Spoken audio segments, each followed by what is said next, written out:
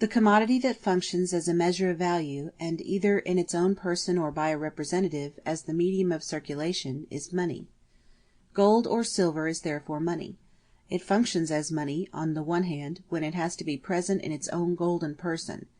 It is then the money commodity, neither merely ideal, as in its function of a measure of value, nor capable of being represented, as in its function of circulating medium. On the other hand, it also functions as money, when by virtue of its function, whether that function be performed in person or by a representative, it congeals into the sole form of value, the only adequate form of existence of exchange value, in opposition to use value, represented by all other commodities. Part A. Hoarding. The continual movement in circuits of the two antithetical metamorphoses of commodities, or the never-ceasing alteration of sale and purchase, is reflected in the restless currency of money, or in the function that money performs of a perpetuum mobile of circulation. But so soon as the series of metamorphoses is interrupted, so soon as sales are not supplemented by subsequent purchases, money ceases to be mobilized. It is transformed, as Bois-Guilbert says, from moibile into immobile, from movable into immovable, from coin into money. With the very earliest development of the circulation of commodities, there is also developed the necessity and the passionate desire to hold fast the product of the first metamorphosis. This product is the transformed shape of the commodity, or its gold chrysalis. Commodities are thus not sold for the purpose of buying others, but in order to replace their commodity form by their money form. From being the mere means of effecting the circulation of commodities, this change of form becomes the end and aim. The changed form of the commodity is thus prevented from functioning as its unconditionally alienable form, or as its merely transient money form. The money becomes petrified into a hoard, and the seller becomes a hoarder of money. Footnote: Monetary wealth is nothing but wealth in products transformed into money. Mercier de la Rivière, 1st C. Une valeur en production ne fait que changer de forme.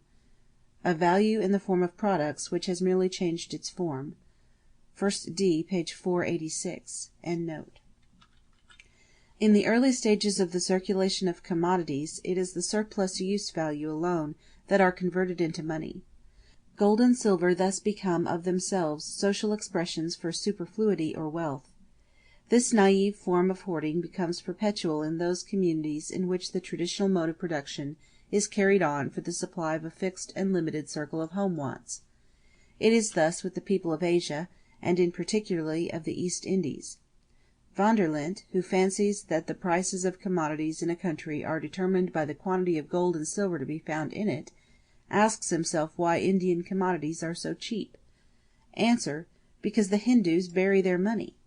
From 1602 to 1734, he remarks, they buried 150 million pounds sterling of silver, which originally came from America to Europe. In the 10 years from 1865 to 1866, England exported to India and China 120 million pounds in silver, which had been received in exchange for Australian gold. Most of the silver exported to China makes its way to India. Footnote: 'Tis by this practice they keep all their goods and manufactures at such low rates. Vanderlint, 1st C, page 95-96. As the production of commodities further develops, every producer of commodities is compelled to make sure of the nexus rerum, or the social pledge.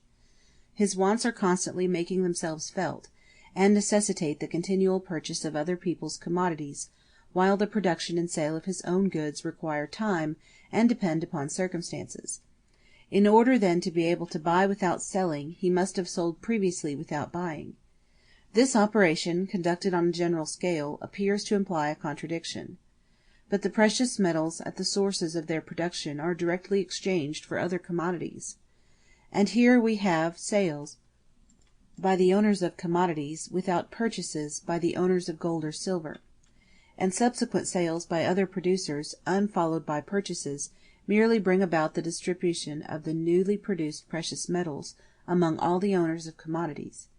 In this way, all along the line of exchange, hoards of gold and silver of varied extent are accumulated. with the possibility of holding and storing up exchange value in the shape of a particular commodity, arises also the greed for gold. Along with the extension of circulation, increases the power of money, that absolutely social form of wealth ever ready for use. Gold is a wonderful thing. Whoever possesses it is lord of all he wants. By means of gold one can even get souls into paradise. Columbus in his letter from Jamaica, 1503. Since gold does not disclose what has been transformed into it, everything, commodity or not, is convertible into gold. Everything becomes saleable and buyable. The circulation becomes the great social retort into which everything is thrown, to come out again as gold crystal. Not even are the bones of saints, and still less our more delicate res sacrosancta, extra commercium hominum, able to withstand this alchemy. Just as every qualitative difference between commodities is extinguished in money, so money on its side, like the radical leveller that it is, does away with all distinctions. But money itself is a commodity, an external object, capable of becoming the private property of any individual. Thus social power becomes the private power of private persons. The ancients therefore denounced money as subversive of the economic and moral order of things. Modern society, which soon after its birth pulled Plutus by the hair of his head from the bowels of the earth, greets gold as its holy grail, as the glittering incarnation of the very principle of its own life. Footnote: Money is a pledge. John Bellers, Essays about the Poor, Manufactures, Trade, Plantations, and Immorality. London, 1699, page 13. End note. Footnote: A purchase, in the categorical sense, implies that gold and silver are already the converted form of commodities, or the product of a sale. End note. Footnote: Henry III, most Christian King of France, robbed cloisters of their relics and turned them into money. It is well known what part the despoiling of the Delphic temple by the Phocians played in the history of Greece. Temples with ancients served as the dwellings of the gods of commodities. They were sacred banks. With the Phoenicians, a trading people par excellence, money was the transmuted shape of everything. It was, therefore, quite in order that the virgins, who at the feast of the goddess of love gave themselves up to strangers, should offer to the goddess the piece of money they received. End note. Footnote: Gold, yellow, glittering, precious gold. Thus much of this will make black white, foul fair, wrong right, base noble, old young, coward valiant. What this, you gods? Why this will lug your priests and servants from your sides, pluck stout men's pillows from below their heads?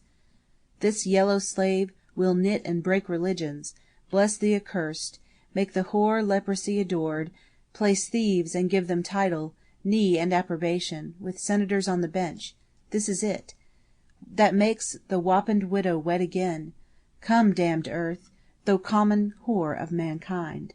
Shakespeare, Timon of Athens. End note. Note: Sophocles, Antigone. End note.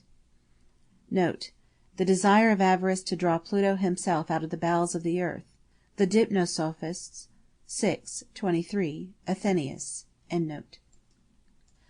A commodity in its capacity of a use-value satisfies a particular want, and is a particular element of material wealth. But the value of a commodity measures the degree of its attraction for all other elements of material wealth, and therefore measures the social wealth of its owner. To a barbarian owner of commodities, and even to a West European peasant, value is the same as value form, and therefore to him the increase in his hoard of gold and silver is an increase in value. It is true that the value of money varies, at one time in consequence of a variation in its own value, at another in consequence of change in value of commodities. But this, on the one hand, does not prevent 200 ounces of gold from still containing more value than 100 ounces, nor, on the other hand, does it hinder the actual metallic form of this article from continuing to be the universal equivalent form of all other commodities, and the immediate social incarnation of all human labor. The desire after hoarding is in its very nature unsatiable. In its qualitative aspect, or formally considered, money has no bounds to its efficacy, i.e., it is the universal representative of material wealth, because it is directly convertible into any other commodity.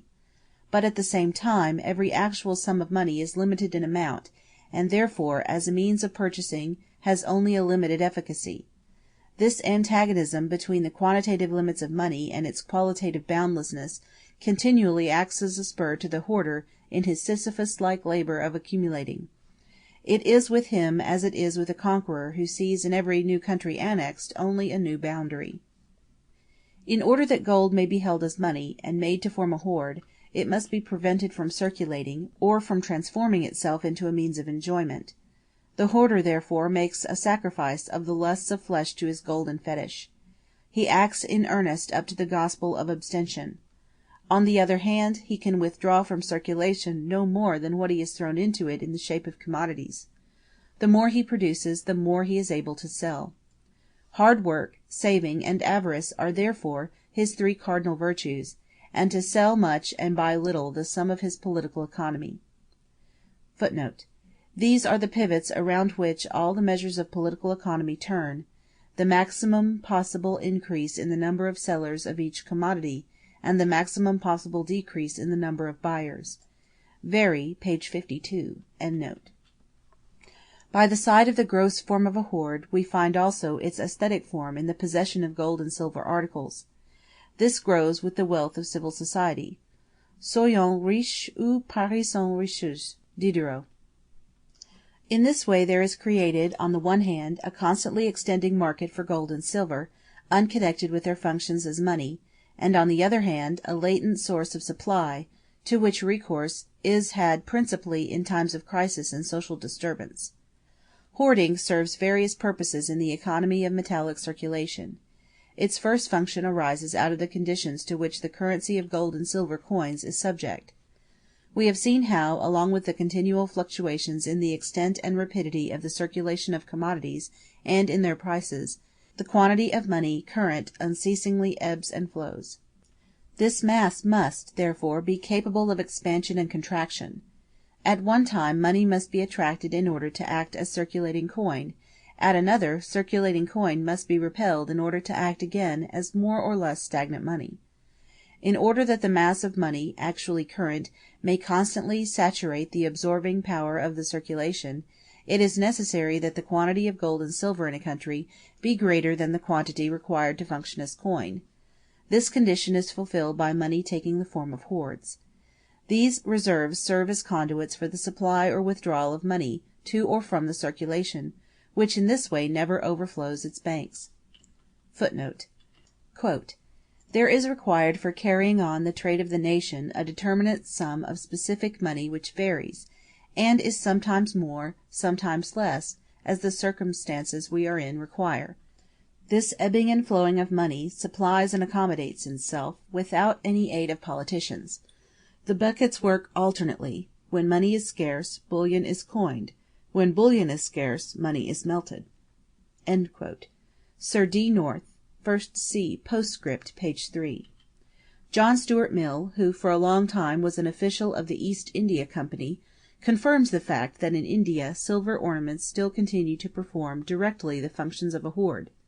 The silver ornaments are brought out and coined when there is a high rate of interest, and go back again when the rate of interest falls. Mill's Evidence on Reports on Bank Acts, 1857, page 2084. According to a parliamentary document of 1864 on the gold and silver import and export of India, the import of gold and silver in 1863 exceeded the export by £19,367,764 sterling. During the 8 years immediately preceding 1864, the excess of imports over exports of the precious metals amounted to £109,652,917 sterling. During this century far more than £200,000,000 has been coined in India.